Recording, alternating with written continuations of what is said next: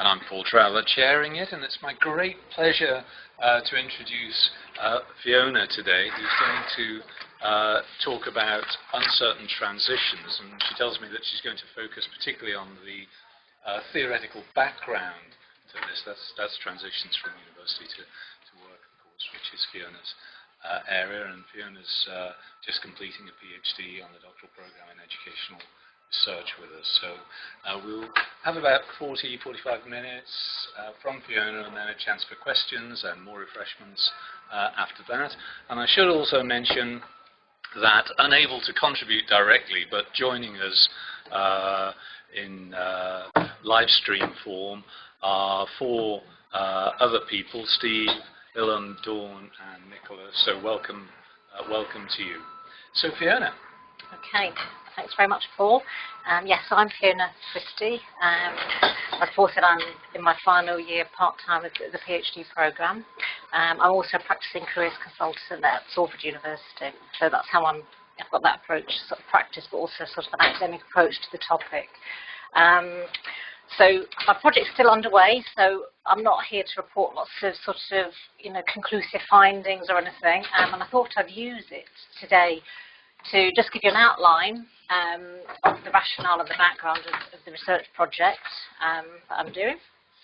And I also particularly want to explore the value of Holland and her co-authors' theory of, well, it's sometimes called identity in practice. I think they call it identity in practice, but it's very often referred to as the figured world theory, which is the lens that I've sort of pitched my stall out to actually use for sort of looking at my data in my study. So I'd really value, as this is a project in progress, I'd really value your input and your reflections upon that, in the second half of the session. And I will whiz through stuff. I know I probably will skim over some of my stuff, but it probably, as Paul said, it's good to sort of take questions at the end to help me not to get sidetracked.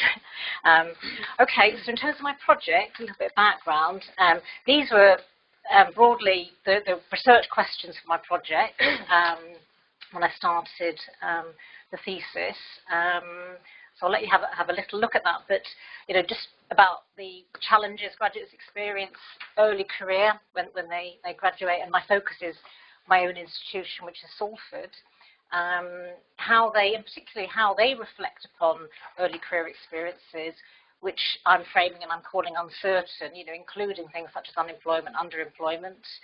I'm very interested in the narratives that they're drawing upon when they're reflecting upon their transitions, and I think that's where Holland and Tal's theory of figured world is particularly useful in terms of that third question there. Other sort of questions which I'm not going to be going into today, but will be reflected upon. What contributes to the ability and resilience of graduates to cope with uncertainty? Any differences in terms of social background, discipline, gender? My cohorts I'm looking at are graduates from effectively the School of Arts and Media, so Arts, Creative Arts and Humanities graduates, and graduates from the School of Business and Law. So those are my cohorts I'm comparing. And I suppose also kind of the implications of the answers to all of the above to universities and also to the current generation of students and graduates. So those are broadly my research questions in terms of doing my project. Okay, so the context of the project, very much a politically charged context in terms of what graduates go on to do, their career destinations, how it all contributes to how it's contributed to league tables, the TEF. This whole thing about what our graduates go on to do is not going away as a significant and political issue. My role is as a practicing careers consultant. I've been a careers consultant in higher education for about 18 years, so I've sort of seen a lot of this, how it impacts on practices within career services particularly, but within universities, and so I feel like have been at the sharp end of this issue in my role. And I suppose I am motivated by trying to seek out a more nuanced narrative of graduate transition that goes beyond marketing, goes beyond metrics, goes beyond the doom and gloom that the media espouse, and so on, really, just to sort of understand what it's really like for graduates a little bit more. Okay, I deliberately picked the word uncertain, actually, when I was sort of thinking about this topic, even though it might not stay the same when I do my thesis title. I mean, there's a quote from Mark Carney there on the board. So, you know, Governor of the Bank of England, sort of capturing that notion that we live in very uncertain times. Or, you know, that's the public discourse that's out there, that there's considerable uncertainty, and actually in the sense that actually many people, you know, sort of trends within globalization and in other ways have not necessarily benefited from, you know, progress and so on in the world we live in, really. But a lot of people, I mean, I think even Philip Hammond talked about living uncertain uncertainties. I'm sure I sort of kind of, I heard him say that phrase not long ago, that this whole notion of, you know, we live in uncertain times and how that impacts on the, you know, the current generation of graduates sort of leaving university. So that's a contextual thing. I mean, here just a sort of couple of images to sort of capture some of the sort of media preoccupation we see with graduates and their transitions. So this is just an example story, actually, of a young graduate. I don't know if you probably can't see the picture very well, but this is just a couple of screenshots from the Independent newspaper of a graduate obviously standing at Waterloo Station with a little sign saying, you know, marketing graduate 2-1, you know, please hire me. But then obviously he then returns a year later, having got a job, you know, from his proactive, you know, activity. He's got a job, and then he returns a year later, you know, actually as a hirer. So, but, you know, the sort of media does sort of kind of focus on, you know, on these sort of stories about what happens to graduates. And I mean, that's sort of an interesting story in itself, because arguably he's sort of kind of a little bit of a poster boy of, yes, get on your bike and do things, and, you know, but it's an interesting example of the kind of stories that do sort of, you know, draw media attention. So that's another sort of contextual thing. Okay, so in terms of my data, my project that I've got, as I mentioned already, my target population were Salford graduates of undergraduate programmes from 2014, so the last year that didn't pay the full fee, and graduates of 2 schools, business and law and arts and media. So that's my population.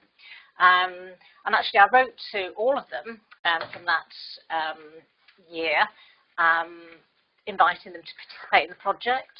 And actually the data I've got, I have 148 survey respondents, which is actually about 12.5% of the contactable population for that population. And I have, from that survey, I have quantitative and qualitative data in terms of the nature of the questions I asked. And then following on from that, I did 20 individual research interviews, which I conducted probably, well, between 18 and 22 months after they graduated. So, so within, you know, kind of in that sort of near to the end of 2 years after having finished their study. And I actually deliberately sort of targeted 20, actually it's 21 to 25.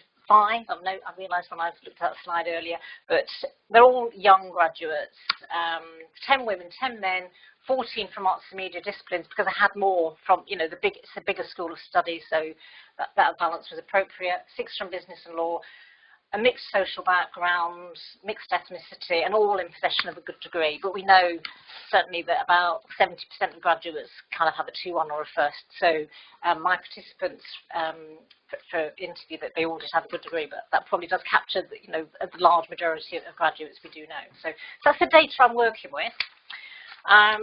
Okay, so yeah, so just, well, in terms of context, I talked about uncertainty and change. Just in terms of my participants, just in terms of some quantitative data, just to situate it, when I actually asked them, because I was very interested in, you know, they have an obsession about, you know, certainly the current form of the Destinations for Favours of Higher Education survey, what they do 6 months after. So I actually was asking them, what were you doing 16 months after, between, say, January and October 2015? And you can see from the data there that actually quite a lot of them, more from arts, creative arts and humanities, were actually, you know, had changed, you know, their circumstances had changed in that 10 months, you know, since they completed the Delhi survey, which is obviously the survey that currently contributes to sort of employability metrics for universities. So considerable change, early career.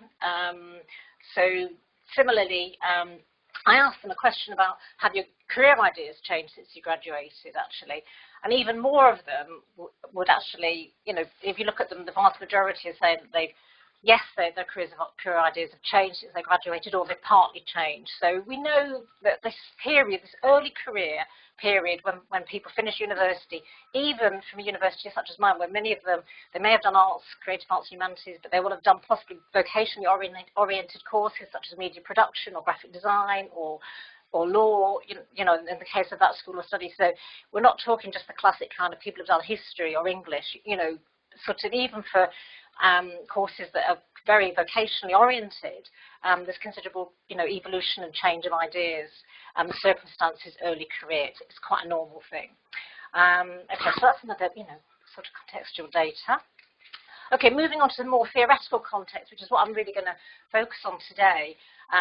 We know there's, in terms of, we talk about the separate realities of career studies, that actually there's whole, there's different schools of thought talking about career and employability.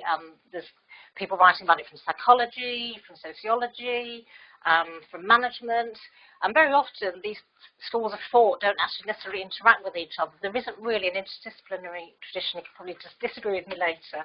And actually also, there's a massive area of people who are in some way or another actually involved in practice, around careers, around employability. And actually for many of those people, if you ask them about theory, they'd look at you blankly, because actually it's about getting people jobs, it's about, you know, getting employers in, you know, finding opportunities. So actually there's a whole bunch of other people who, you know, obviously they will be informed, that their practice, whether they realise it or not, probably will be informed by some theoretical perspective, but actually, you know, theory wouldn't be something they would necessarily be looking at in terms of how they're approaching their work.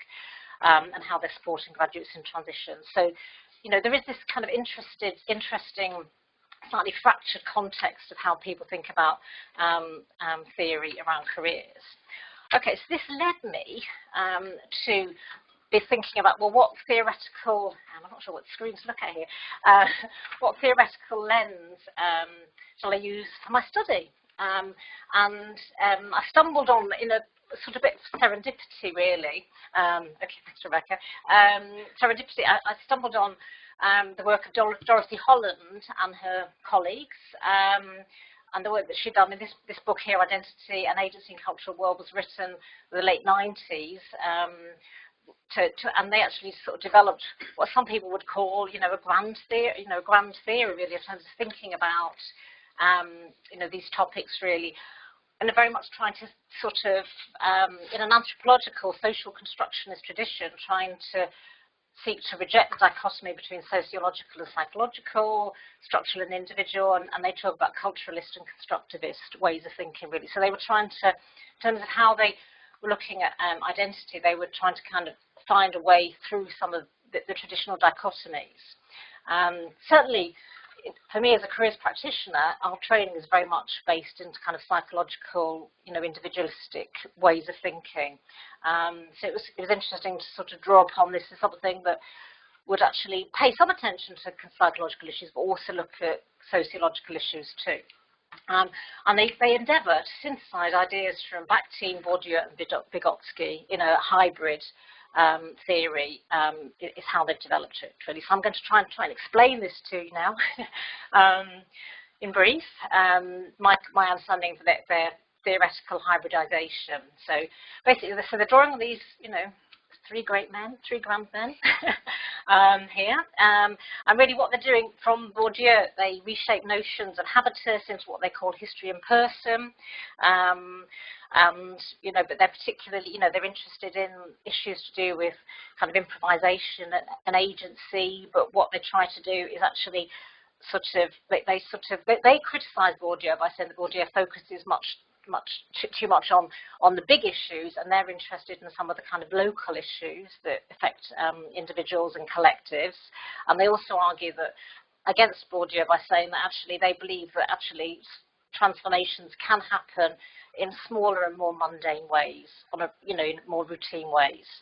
From Vygotsky, they adopt that focus on semiotic mediation and the notion that people develop within a zone of proximal development, and they're sort of very interested in this notion about how people draw upon, you know, symbolic models and, you know, cultural figures and so on, really. But even though many of these cultural models and symbolic figures that they may be drawn upon will be born out of material reality, but they're actually very keen on that whole notion of sort of semiotic mediation, which Vygotsky uses. And then Bakhtin, which is the part I'm most keen on in the theory, if I'm quite honest. They draw upon Bakhtin's focus on language and particularly notions of the space of authoring and how individuals actually develop a space of authoring in terms of how they narrate, kind of author who they are as individuals, really. And this notion of the space of authoring, I do think, is actually complementary to Vygotsky's notion of the zone of proximal development and the space people have to actually author their lives, really. And the things with Bakhtin, they also draw heavily on this whole notion of dialogism and the notion that people, they're always in the process of addressing or answering their environment or, you know, individuals within that environment. So that's broadly, kind of the tools that they're drawing upon. It is a bit of a messy theory, I will be honest. So anyway, so I'm going to, hopefully I'll write about that in my thesis. Okay, and so the four theoretical constructs that they've, that capture this theory, that they work through. So there's the figured world, so the field populated with embodied and particularly symbolic figures. Positionality, the notion that actually people's position, collective positions are linked to power, status and rank, is in there. Space of authoring is about the resources, reflecting on the resources available to individuals to author themselves and the narratives that they draw upon. And then the last construct is this whole notion of making worlds, the scope to imagine, for individuals to imagine a different social positioning and structure by drawing upon and orchestrating cultural resources and voices they have access to. Holland et al. And the people that have drawn upon Holland et al.'s work don't always use all four of these constructs. And actually something I'm struggling with at the moment, whereas I'm kind of very interested in the space of authoring, I do not think that necessarily all my participants are actually also making worlds. And making worlds can be kind of uppercase making worlds, and it can be lowercase making worlds in a sense, but certainly the people that have written about this, and Yvette Solomon, someone who's used it quite a lot in her work on women in mathematics, they tend to actually maybe kind of focus on, using some of the tools around space of authoring, rather than necessarily systematically going through, each of the constructs. Different writers who've applied this have used different parts of the constructs. Okay, so those are the four constructs. So to go through some of these constructs a little bit more. So what is a figured world? So a figured world is a socially and culturally constructed realm of interpretation in which particular characters and actors are recognised, significance is assigned to certain acts, and particular outcomes are valued over others. So that's how they describe the figured world, and part of using this construct is about considering what figures are in the worlds that people inhabit. Holland and her co-authors talk about, figures that will be, have some kind of embodied nature, some material nature, but very often they will have figurative, narrativized and dramatized aspects to them. And the figures don't have to be just people. They can be, institutions, they can be, things or artifacts potentially. I would say, actually, for my research, actually, location becomes a figure, actually, because for many of my graduates, where they are going to be becomes quite significant. In their work, Holland and al., they don't actually talk about place as being a figure, even though actually in their iconic first chapter, which they have in their book, which is it's called The Woman Who Climbed Up the House, the woman who's a Nepali woman because of a low caste, and she needs to reach the top of the house to be interviewed by the interviewer, actually purposefully climbs up the outside of the house in order to avoid polluting the hearth of the upper caste person who lives next door to the interviewer. So they give that as a sort of kind of nice example of how people improvise. Anyways, that's an interesting example. Okay, so that's figured words. And actually, I sort of was trying to sort of see how this applied to my research. And for example, here I've got some examples how, you know, there are certain figures that we think about in terms of being a graduate, or, you know, an arts graduate, a media graduate, a law graduate, a business graduate. Straight away, if you go into Google Images and you put some of these terms into Google Images, pictures and images will come up about what certain graduates look like who might fall into these categories. So, I mean, I noticed even there was an American sitcom called The Underemployed, which is actually about some graduates in America. So it's I'm not sure if it's still current, but when I was looking around, you know, there's a program that's called The Underemployed. That notion of the young man there now, that notion of sort of, well, you know, sort of, you know, I'm unemployed or I'm underemployed, you know, what happens next? So all of these and the things have almost a kind of a real, you know, these are, you know, an arts graduates are real people, but there's also sort of a symbolic sort of notion of what that is as well. And actually, I mean, just to sort of, I mean, I think this goes back in time, really. I mean, if we look at even just The Graduate from 1967, so there's Dustin Hoffman there in The Graduate. It was a notion that, I mean, I'm not a cultural studies person, but, you know, The Graduate is a notion of being something special, or, you know, somebody on the brink of, you know, having, you know, sort of left one part of their life onto the promise of something new.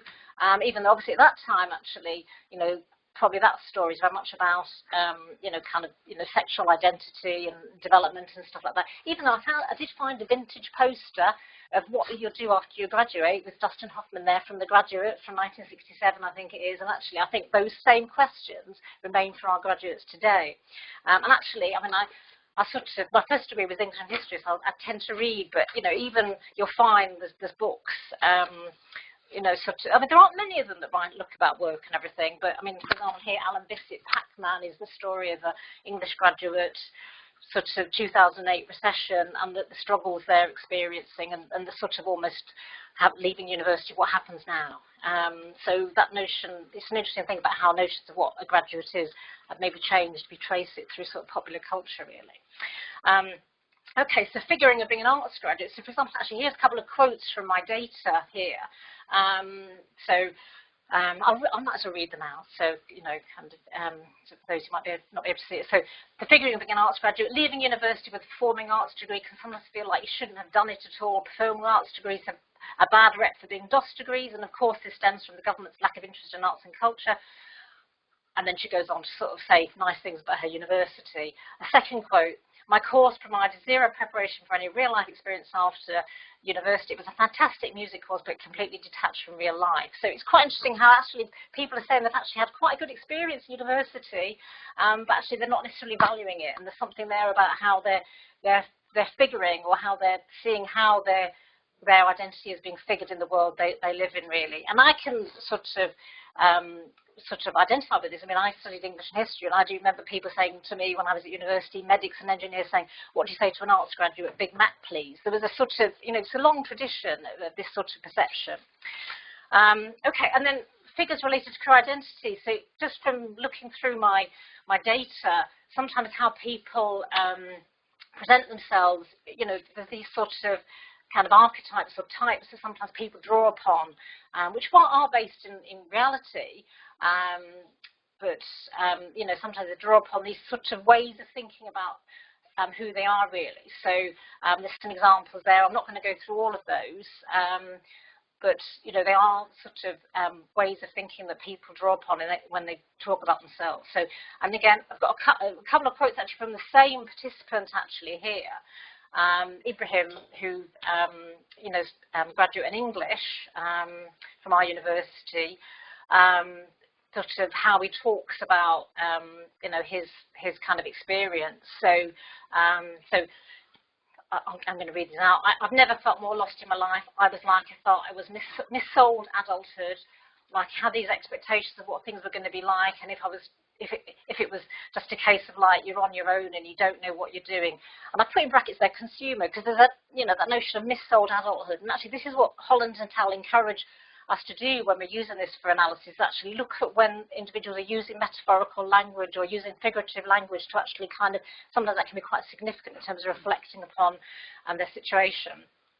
But the same young man, actually, I mean, I'm not going to read that second quote out, but he talks about how when he was at university, because he was highly motivated in terms of putting on, you know, writing a short play, putting it on, performing it, how he actually overcame sort of maybe people's expectations, or was quite determined to actually put on a creative show, a film, and actually he just did it, you know, and he had to get an overdraft. I mean, he wasn't, you know, from a wealthy background. He just did it. He had, you know, sort of got the overdraft, and I put in brackets there, hero, actually, because there's almost a sense that he's telling a story, and he is the kind of hero of his own story, actually, because he's sort of conquered maybe detracting voices to actually, you know, do what he wants to do. Okay, so, you know, so that's another way to sort of think about some of these symbolic figures. Okay, and then there are other figures relating to external actors, and I've given you the sum there that I've already started to kind of thread through my data.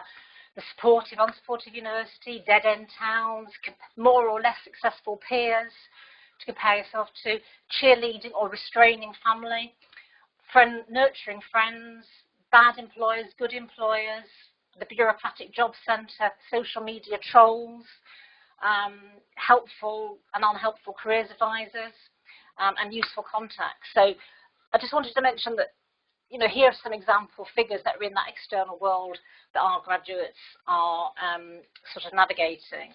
And in a way, I'm trying to paint a world where, okay, our graduates, they may come from different figured worlds, different family backgrounds, or go into different work environments, but there may be things in that landscape that they share in common. All right, so I'm sort of depicting that world that they may all share.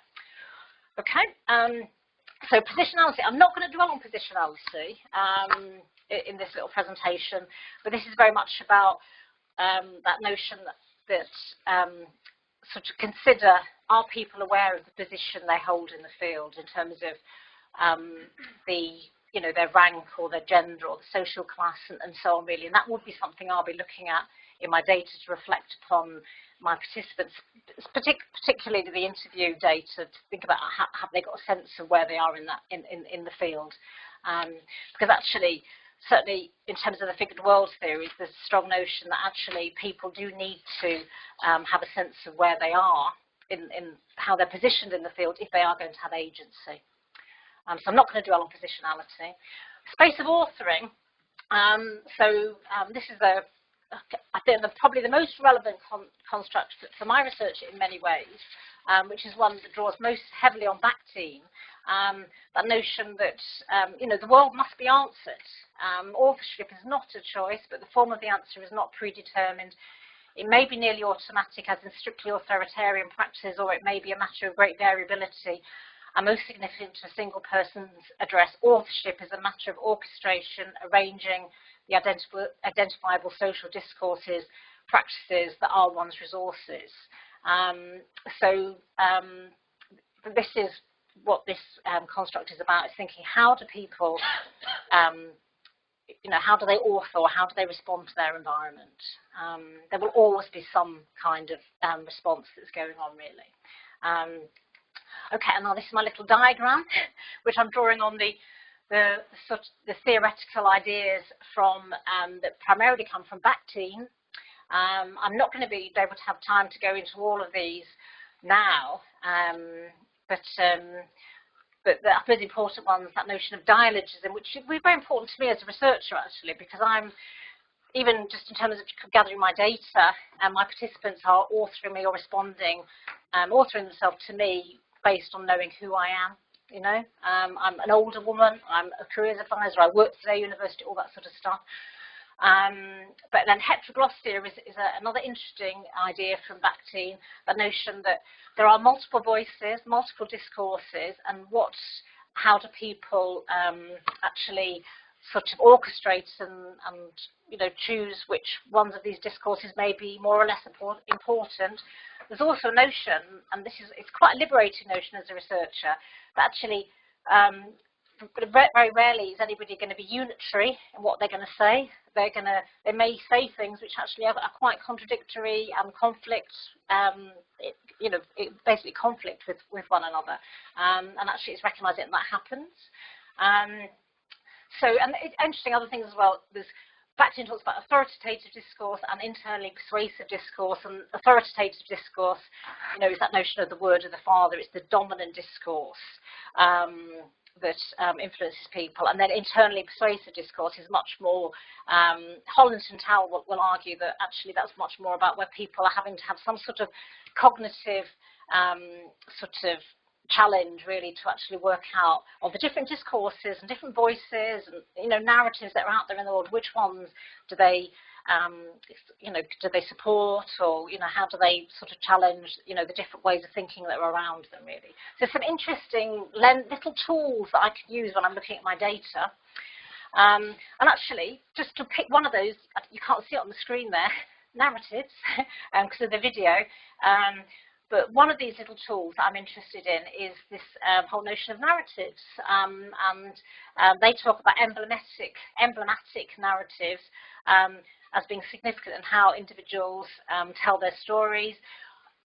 In their book, they trace a lovely case study of Alcoholics Anonymous, and they look at actually the symbolic and emblematic way that people who go to Alcoholics Anonymous actually trace and tell their stories, and they observe patterns in how the stories are told. So this whole notion of narratives, I think, is very interesting. And I was trying to think about how to organise this in relation to my data, and I'm still fairly early on in this in many ways, so none of this is concluded. And I was thinking about this, and somebody said, oh, why don't you draw a diagram? If Steve Dempster's watching, sorry Steve, he's not so keen on diagrams. But basically I thought I would experiment with mapping some different binaries that people talk about in terms of the graduates and employability. And I deliberately looked at some binaries that actually play on the interaction of the individual with the environment. So I pulled out their player and purist, which is what Brown, Hesketh and Williams developed as ideas about comparing, graduates in the job market. Purists being very much the people who believe, have some faith that the system is fair and meritocratic, and they have a belief that maybe talent will out. If they're good enough, they will get the job, and if they don't get the job, it might be because actually, somebody was better than them. Players, much more that notion, there is structural inequality, there is positional competition, and actually it's working out to play the game. And then the binaries that I've crossed over that diagram are from Tolan in 2014, who identified the notions of victim and responsible agent, certainly in terms of media discourses of graduates. I suppose, I think these things can be constituted positively or negatively, depending on which position you're looking at it from. But Tolan will say that in some ways the victim is the graduate who applies for loads of jobs, does loads and loads of things and still is unsuccessful.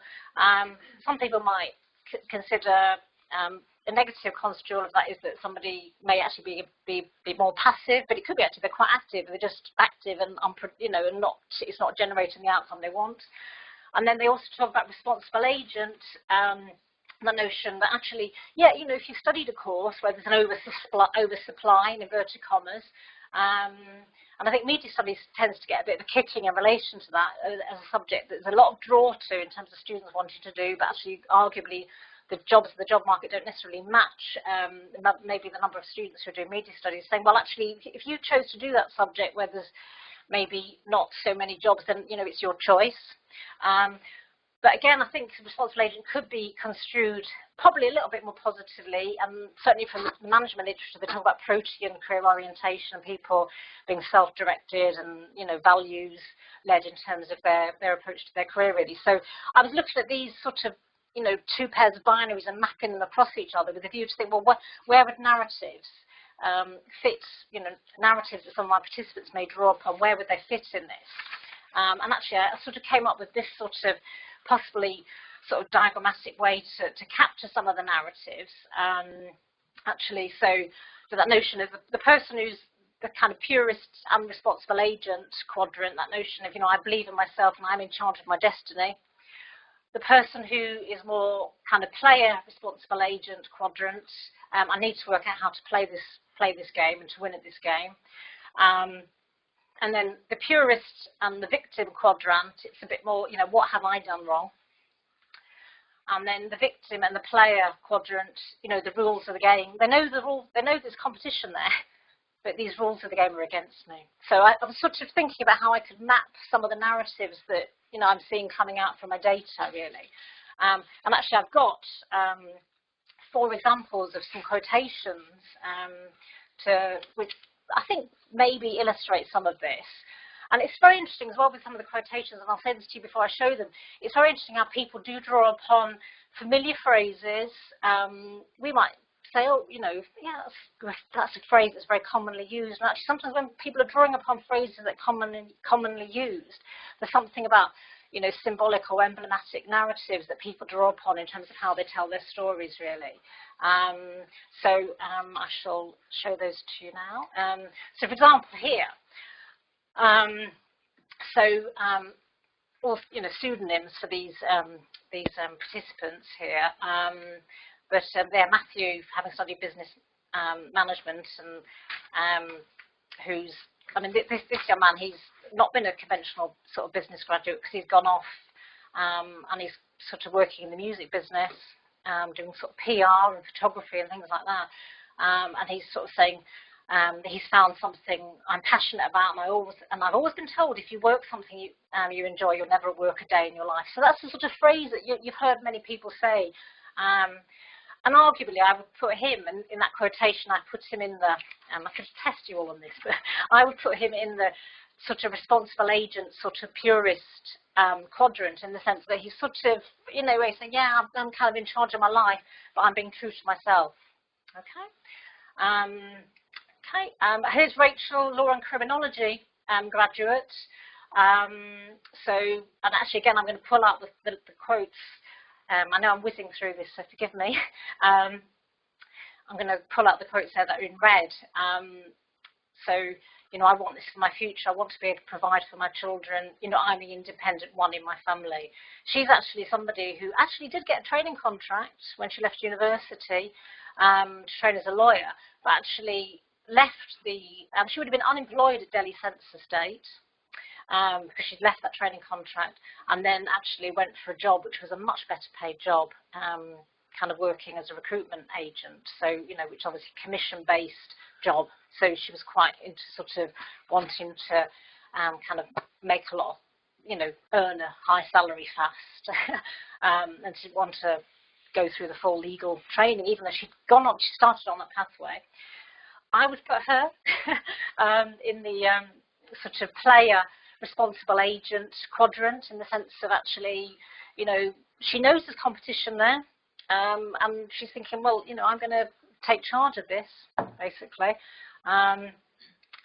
Okay, my third one here, so here's Charlie, who's a performance, theatre and performance graduate, and he draws upon, I mean, he's in a challenging situation because he has had some success in actually getting work picked up, you know, by film festivals and others, but not necessarily getting paid for it.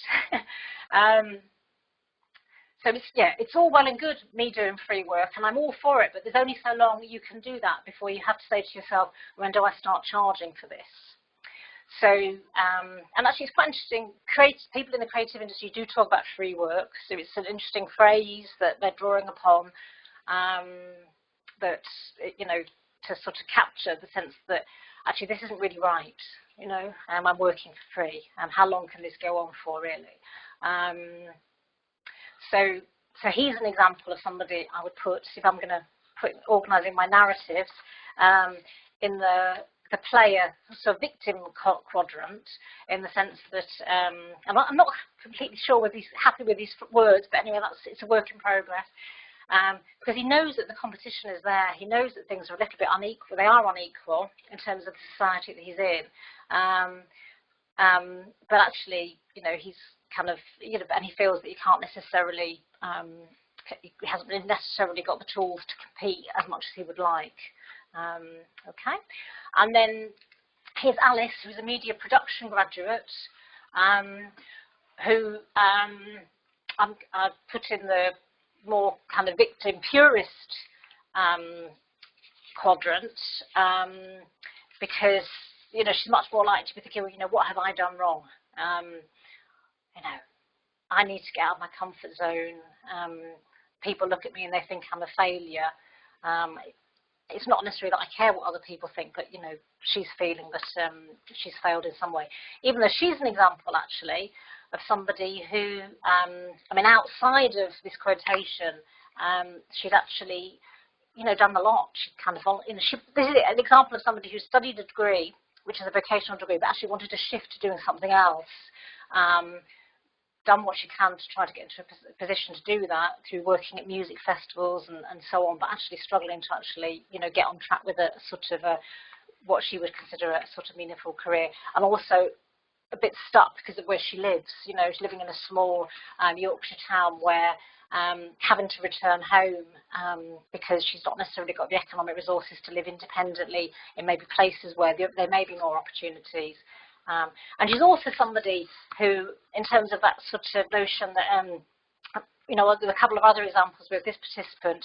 And then the final construct is this whole notion of making worlds, that basically Holland and her co-authors will argue that actually there is a process that happens that if people, you know, if people can recognise the position they have in the field that they're in, if they have a range of cultural resources to draw upon, and they actually orchestrate those voices and have some sort of sense of agency in terms of how they actually manage and orchestrate the voices, that they are in a position to actually potentially kind of make new worlds, or, you know, have a more sense of directing sort of a new way of imagining what their future might be. So they're very keen on, actually it's quite interesting, when you read the book, they're quite interested in the arts and the role of the arts to do that, and the importance of artistic activities which actually can maybe free people's sort of self-expression to actually find new ways of living and thinking and so on, really. But yeah, this is a construct that I need to look at my data more closely to see if any of my participants are actually doing this. Because this is where I think their theory is an emancipatory theory. It's sort of an optimistic theory in a sense that there is scope for making worlds and having a different imagined future, which I think is quite topical at the moment, because they will argue as well that actually, in order to make worlds to be remade are conditional on there being ruptures in the taken for granted. And actually, we do seem to be living in a world where there seems to be maybe sort of, you know, significant changes, which could be considered ruptures. Whether, and actually there's a debate to be had as to whether leaving university, adjusting to the job market is a rupture. You know, maybe for some people it's very normal, it's not really a rupture. Others it could be a rupture. Arguably also, actually for some people, especially students from more working class backgrounds, you know, if they are, and some of my participants were like this, actually going to university represented quite a shift in their social background in terms of the world that they were actually going to be moving into. So arguably there's a potential rupture there in terms of maybe, you know, the kind of habitus, to use the Bourdieu's in terms of the family background, and then actually going to university and the world that potentially opens to them and the rupture that represents. Okay, so okay, and there's my references for that. And I would pay credit to Yvette Solomon at MMU and the Manchester Social Learning Theories group, because actually it was through that group that I sort of stumbled on this theory, and I thought, oh, I think this has got some legs for me to use in terms of how I reflect upon my data. Okay, that's all I'm going to do. I've whizzed through it. That's all. Thank you, Fiona. Well, what an excellent exemplar for giving a presentation of density and pace. So I know you won't be able to read the quotes, but you know when you just think, just woo through it. There's a tremendous amount in there, and blending the theory and the data like that was a model of good practice. So thank you so much for that. Lots of food for thought.